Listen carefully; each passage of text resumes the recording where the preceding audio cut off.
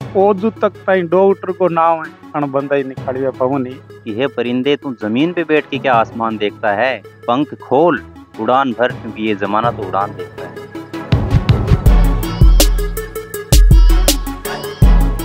गांव को पुरानी कहावत है कि गांव की चिड़ी है नहीं जिसको गांव का न लोचा है। भले ही कितना ही अपने को रिजल्ट ना मिले एक बार, लेकिन अपने को कंसिस्टेंटली पढ़ना पड़ता है, रेगुलरिटी बनाए रखनी है होती है। नमस्कार दोस्तों, मैं आप बेली भागीरथ और आप देख रहे हो झलको बीकानेर पर आप घणो घणो स्वागत है। आज आप ठीक डूंगरगढ़ साइड रे मायने 30 किलोमीटर दूर गांव लिखमा देसर है बट पहुंचा। अड़े भाई साहब पवन जी है जिका नीटरी परीक्षा है जी की पास करी है। वह कई कुछ संघर्ष रे बाद में नीटरी परीक्षा पास करी है और बियारो पढ़ाई रे मायने कई कुछ शेड्यूल रहो तो बियो आप आज वार्तालाप करांगा और बियो जानांगा बियारे पढ़ाई रे बारे में। झलको बीकानेर पर आप घणो घणो स्वागत है पवन जी। धन्यवाद सर, मैं आपका भी बहुत धन्यवाद देना चाहूँगा कि आप इतनी दूर हमारे गांव आए हैं, शिक्षा का आप प्रचार कर रहे हो, इससे मुझे बहुत खुशी हुई। मैंने झलको बीकानेर पर आपके बहुत सारे वीडियो देखे हैं, उनमें आप जगह-जगह पे जाके बच्चों का इंटरव्यू लेते हो, इससे हमें बहुत खुशी होती है कि आप शिक्षा का इस तरह प्रचार कर रहे हो। आने वाले टाइम में हमारा राजस्थान, हमारा बीकानेर, डूंगरगढ़ इसी तरह की शिक्षा में प्रचार करता रहे, इसके लिए मैं आपका बहुत-बहुत धन्यवाद देना चाहूँगा। पहला तो आप रे जीवन रे बारे में बताओ और आप रो परिचय बताओ। जी सर, मेरा नाम पवन कुमार है। मैं लिखमा देसर, श्री डूंगरगढ़, बीकानेर का निवासी हूँ। मैंने अपनी स्कूली शिक्षा यहीं पर मेरे गाँव से एक प्राइवेट स्कूल से की है। यहाँ से मैंने 10th पास करके फिर मैंने सोचा कि मुझे आगे साइंस फील्ड में जाना चाहिए, इसलिए मैं 2 साल सीकर रहा। उसके बाद मैंने जब 12th पास की तो मुझे लगा कि मेरे अच्छे परसेंटेज बने हैं, मुझे मेडिकल लाइन में जाना चाहिए। तो मैंने धीरे-धीरे ये सोचा कि मुझे अब मेडिकल लाइन में जाना है तो कोचिंग जॉइन करें। आप तो मेडिकल लाइन में जाओ किया। देखो सर, मैं बताना चाहूँ तो देखो, पहले तो मेरे घर में कोई अभी तक गवर्नमेंट जॉब में नहीं है और दूसरा हमारे गाँव में अभी तक कोई गाँव का डॉक्टर नहीं है जो एमबीबीएस कर रहा है। इसलिए मैंने सोचा कि कोई एमबीबीएस नहीं है तो अपन सबसे पहले जाकर के एमबीबीएस करें कहीं से और गाँव का एक पहला डॉक्टर बने और गाँव की सेवा करें, देश की सेवा करें। इसी से मैंने डॉक्टर बनने का डिसाइड किया। तो यहाँ पे हमें थोड़ी-सी भी काम होता है, अगर कोई भी बीमार होता है तो हमें यहाँ से डूंगरगढ़ जाना पड़ता है, बीकानेर जाना पड़ता है। तो गाँव में कोई भी डॉक्टर नहीं है और ना ही किसी की जान-पहचान आगे। तो इसलिए मेडिकल फील्ड में अगर मैं कुछ कर सकूँ मेरे गाँव के लिए, देश के लिए, तो मैं इसको बहुत बड़ा काम मानता हूँ मेरे लिए। अच्छा, आप नीट री तैयारी है जी की जगह करी। सर, मैंने बताया कि मैंने 12th पास करने के बाद सोचा कि अगर मुझे मेडिकल फील्ड में जाना है तो मुझे अच्छी-सी कोचिंग चाहिए। तो मेरे अब नज़दीक में जयपुर भी है, सीकर भी है, तो मैंने सीकर जाने का डिसाइड किया और सीकर में गुरु कृपा कोचिंग का नाम बहुत सुना है मैंने। तो गुरु कृपा को मैंने वहाँ से जॉइन किया और मैंने 1 साल बहुत अच्छी तैयारी की, वहाँ पे बहुत अच्छे तरीके से पढ़ाया गया और कंसिस्टेंटली मैं पढ़ता गया और फाइनली मेरा सिलेक्शन हो गया। कोचिंग करने हूँ और नहीं करने हूँ की तो कुछ बेनिफिट है भी बारे में बताओ। देखिए सर, ये आपकी मर्ज़ी होती है कि आप कोचिंग करते हो या नहीं करते हो। कुछ तो ऐसे होते हैं जो बिना कोचिंग के ही सेल्फ स्टडी से बहुत कुछ कर लेते हैं। कुछ ऐसे होते हैं जिनको रेगुलर गाइड की ज़रूरत पड़ती है। जैसे मेरे को ऐसा लगा कि मुझे गाइड अगर मिलती रहेगी कोचिंग से, टीचर से, वहाँ पे मैं ऑफ़लाइन में अगर क्लासेस लेता रहूँगा तो बहुत अच्छा पढ़ सकूँगा। तो वो खुद पे डिपेंड होता है। मुझे तो ऐसा लगता है कि अगर आपको गाइड की अगर ज़रूरत है किसी की, तो आपको कोचिंग ज़रूर जॉइन करनी चाहिए।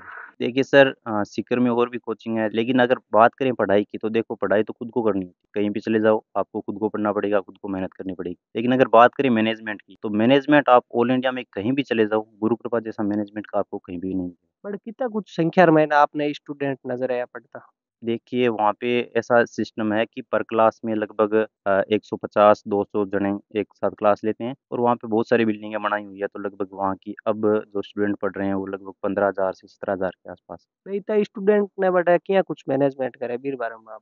हाँ जी, देखिए कि यहाँ पे वहाँ पे 3 प्रकार के सिस्टम है। एक तो वो लोग जिनको 11th और 12th साथ में पढ़ के फाउंडेशन का साथ में करना है। एक वो जो दोबारा रिपीट कर रहे हैं और एक वो जो अभी-अभी 12th पास करके फ्रेशर ही जा रहे हैं। उनको तीनों को अलग-अलग बिल्डिंग में अलग-अलग मैनेजमेंट के साथ वहाँ पे रखा जाता है। किसको किस प्रकार से टेस्ट की ज़रूरत है, किनको कितने मतलब दिनों से टेस्ट की ज़रूरत है, उस हिसाब से एकदम सिस्टमैटिकली शेड्यूल से वहाँ पे पढ़ाया जाता है और टेस्ट की व्यवस्था की जाती है। आपने बैठे रहो किया ध्यान लग गयो कि अपन तैयारी है जी की बैठी करनी चाहिए। देखिए, मेरे से पहले 1 साल पहले एक लड़की और हमारे स्कूल से वहाँ पे गई थी। उसने मेरे को बताया कि वहाँ पे भी बहुत बढ़िया पढ़ाई कराते हैं, बढ़िया मैनेजमेंट है। तो मैंने सोचा कि वही बढ़िया, और हम वहाँ वहाँ पे जाके भी आए थे, 1-2 कोचिंग और गए थे। लास्ट में फाइनली हमने डिसाइड किया कि गुरु कृपा सबसे बेस्ट है और गुरु कृपा में मेरे को पढ़ना है।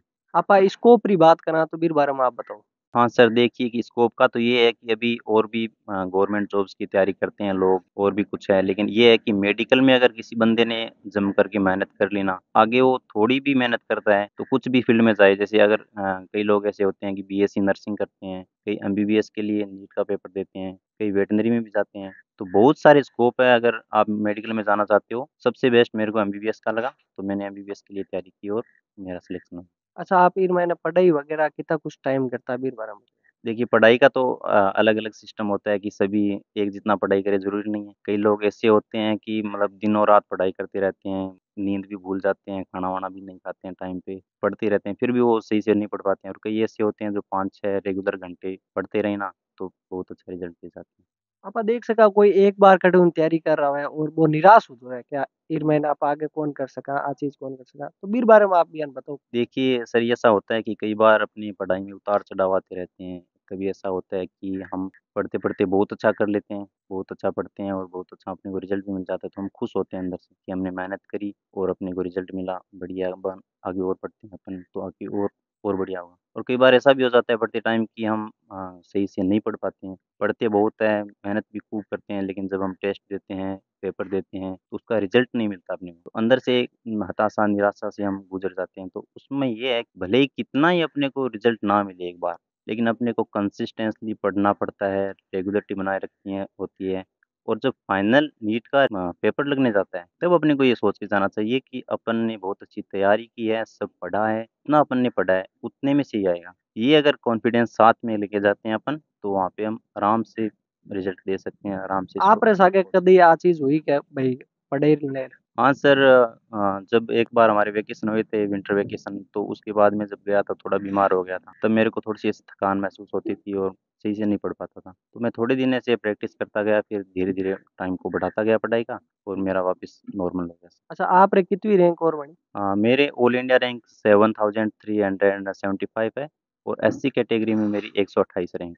अगर कोई स्टूडेंट है जिसको पढ़ाई ने ले निराश हो जाए तो बटकिया कुछ मैनेज। देखिए सर, हाँ, होता ही है ऐसा, कई कई बार हम निराश हो जाते हैं अगर अपना रिज़ल्ट सही नहीं रहता है। लेकिन वहाँ पे गुरु कृपा में ऐसा है कि वहाँ की हर फैकल्टी समय-समय पर ये ध्यान रखती है कि बच्चे कहीं डिप्रेशन से, तनाव से तो नहीं जूझ रहे हैं। इसलिए बुढ़ाने सर खुद कहते हैं, "पढ़ते जाओ, तनाव मत लो। अगर आपसे पढ़ाई नहीं हो रही है तो सो जाओ, एक बार नींद से उठ के दोबारा पढ़ लेना।" और वहाँ पे अलग-अलग मेंटर रखे हुए हैं, जैसे 5-7 बैच कर लिए, उनका एक मेंटर रख दिया। अब उस मेंटर का ये दायित्व है, ये उसकी मतलब उसको काम दिया जाता है कि आपको देखना है कि इन 5-7 बैच में से कोई अगर बच्चा इस चीज़ से गुज़र रहा है, तो उसको आप पर्सनली जाके मिलो, उससे बात करो, उससे इस कंडीशन के बारे में पूछो। पवन जी, आप सफलता और श्रेय है जिसको किन देना चाहिए? हाँ सर, मैं मेरे माता-पिता और गुरुजनों को बहुत-बहुत धन्यवाद देना चाहता हूँ कि उन्होंने इस हमारे इतना ये है कि इनकमली इतना हम स्ट्रॉन्ग नहीं है, फिर भी हर समय में मेरे को सपोर्ट किया। मुझे पढ़ाई के लिए कभी ऐसा नहीं कहा कि खेत में काम है या और है, पैसों की कमी है। उन्होंने जब भी ज़रूरत पड़ी, वहाँ पे मेरे को पैसे प्रोवाइड करवाए और अच्छी शिक्षा मेरे को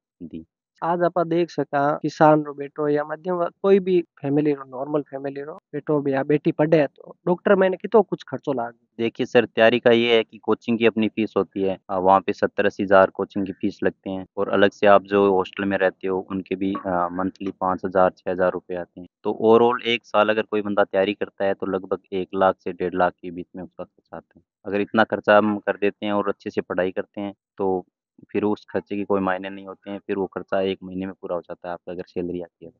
कौन सी दो लाइन शायरी है जिसकी भी सुना दो आप सफलता के बारे में। सर, मैं तो इसी लाइन को फ़ॉलो करता हूँ हमेशा कि अगर कोई आदमी मेहनत नहीं करना चाहता है, तो उसको अगर मैं मेहनत के लिए बोलूँ, तो मैं यही कहना चाहूँगा कि हे परिंदे, तू ज़मीन पे बैठ के क्या आसमान देखता है? पंख खोल, उड़ान भर, क्योंकि ये ज़माना तो उड़ान देखता है। तो बार आपा सके पवन जी का पिताजी बैठा है बिया हूँ आपा बात करांगा बिया रो कई कुछ कहना है। नमस्कार अंकल जी।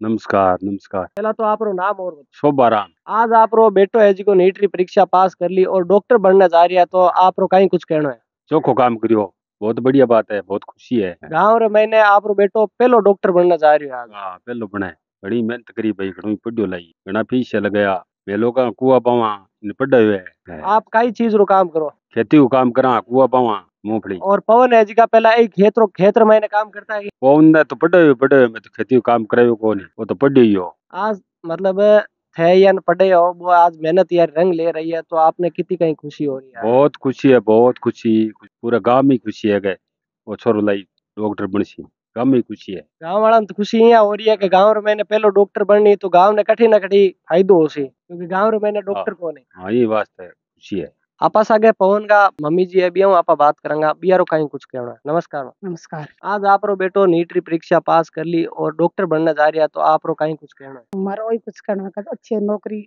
डॉक्टर बन जावे जनसंख्या की सेवा करे मारो नाम रोशन हो जावे। आज परिवार रे मैंने पहलो थार टाबर है जिको नौकरी लाग रही मारे परिवार में मारे गांव के माई मारो बच्चो नौकरी डॉक्टर की लागी। पवन जी रो जब सिलेक्शन होयो बटे और थाने ध्यान लाग्यो कि हाँ डॉक्टर बनने जा रही है डॉक्टर बन गया अब तो है जिस टाइम थे घर रे मैंने कहीं कुछ मिठाई बनी मैं मिठाई बांटी चोखो खुशी मनाई नाचा चोखा डीजा बजाया हमारे परिवार। मैं भी टाइम में मंदिर गया मंदिर बटे प्रसाद चाड्यो बहुत बटे खुशी मनाई आशीर्वाद लिया। अच्छा मंदिर जा रहे थे हमारा सीरियस है जी महाराज की धाम है बढ़िया बट जा रहे हैं शक्ति मात भी है लोग दे रहा आशीर्वाद ले रहा है। नमस्कार ताऊ जी। नमस्कार नमस्कार। मेरा नाम खोजाराम बुंकल है। हमारे भाई के लड़के ने ये बड़ा ही परिश्रम किया भाई जो आज धन्यवाद है। हमारे रिश्तेदारी में ही तो नेड़ा नेड़ा है कोई डॉक्टर बढ़िया को नहीं गाँव के माई आज तक ताई हो ताई मास्टर है ये तो बढ़िया है कोई छोटी मोटी नौकरियां लागेड़ी है भाई अभी लागे डॉक्टर कोई लागू ओजू तक ताई डॉक्टर को नाम है बंदा ही निकालिया पवन ही धन्यवाद इन गाँव तो धन्यवाद दिया यही भाई धन्यवाद दिया। हमारे तो आज को दिन बहुत जो की दिन वो आयो मान तो समाचार दियो जक दिन मान तो बहुत बहुत खुशी है। नौकरी आई देखिए मैं तो सरकार की नौकरी मानने खटे पड़ी बने इंगा भाग जोर गा इंग लारे मारा ही भाग घुगड़ गया जो तमात लोग है जकाई दूर दूर हूँ आ गया कि मारा साके बोला चली तो उड़ना लागी राम रमी हो तो उड़ना लागी कह भाई बड़े आदमी को संग हो जाओ जना बड़ी बात हो जावे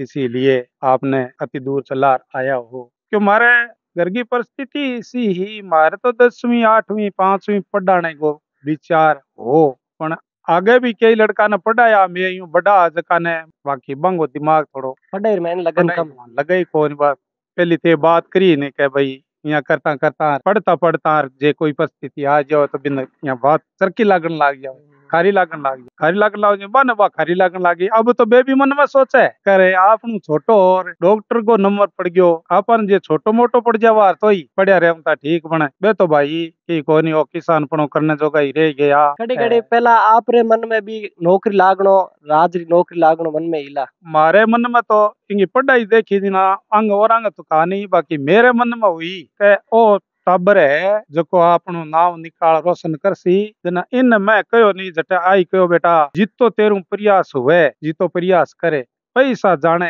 और मैं जानो चाहे की कोई पैसा लियाना हुए चाहे खटू ही लेवे आधी रात का तन पैसा ले आगे तन तू पढ़ाई करे मन पहला पत्तो पड़ गयो के ओ टाबर आपनो है जो सपूत है उन बुनो मन बात ही आने लागी स्कूल में जाया कर तो बठे भी मन बात मिलने लागी के थारे लड़को पहुन है नी नाम रोशन करसी बिन थे की ना कया ना बिन थे पढ़ाया जना मेरे यहाँ मन में होगी के कोई डॉक्टर ने अपन सी नहीं तो छोटी मोटी नौकरी तो छोड़े को नहीं रिश्तेदारा में हमारे यहाँ कोई वातावरण होती तो मैं आई बात करता के भाई एक तो मैं नौकरी लगा रही रहे अब तो रिश्तेदार लाइन लाग गई। अब रिश्तेदार हमारे गाँव से है उन्हें दिखण के माँ एक दीदेसर नाम गाँव है दीदेसर नाम गाँव है भी गाँव के माँ हमारे रिश्तेदारी में सबसे बड़ा नौकरी पेशाला बटे पवन को सासरो भी बे मारे एरिया में कई कई दूर तक ताई है नहीं जक्का उन्हें अब जक्का बे नौकरी लागेड़िया आदमी है जक्का मन धन्यवाद दे फोन दोबारा कह धन्यवाद है आपको हमारे से आगे पड़ गया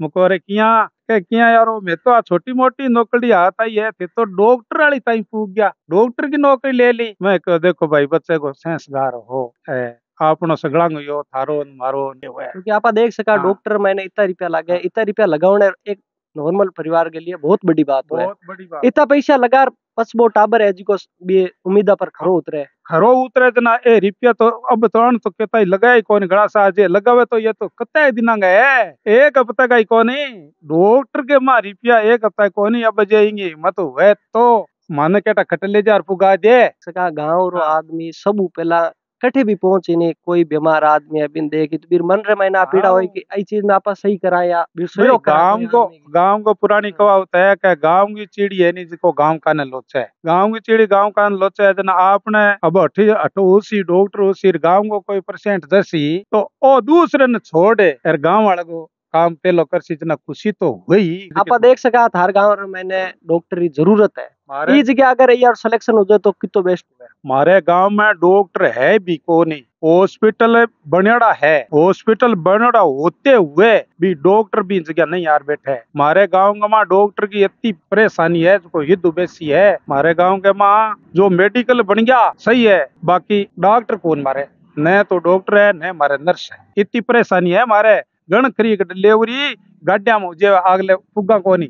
तो अब गांव वाला ने पूरे गांव वाला ने कितनी कुछ खुशी है। अब खुशी बहुत है भाई, आपने गांव के माँ डॉक्टर है बन गयो और गांव में लाग जी है तो बहुत बहुत धन्यवाद दे, बहुत बहुत खुशी है। मेरे साथ कैमरामैन बलदेव, मैं भागीरथ और आप देख रहे हो झलको बीकानेर। झलको बीकानेर पर आप प्यार है जी ये बनाए रखा और ज्यादा से ज्यादा संख्या मैंने वीडियो ने शेयर करिया और जी आप राय है जी कमेंट बॉक्स में जरूर बताया। और अभी तक आप चैनल है जी को सब्सक्राइब नहीं करियो तो सब्सक्राइब भी कर लिया और खन्ने बेल प्रेस है वो भी बटन दबा दिया। आने वाली वीडियो की नोटिफिकेशन है जी आप खन्ने सब पहला आ जासी। धन्यवाद, जय हिंद, जय भारत।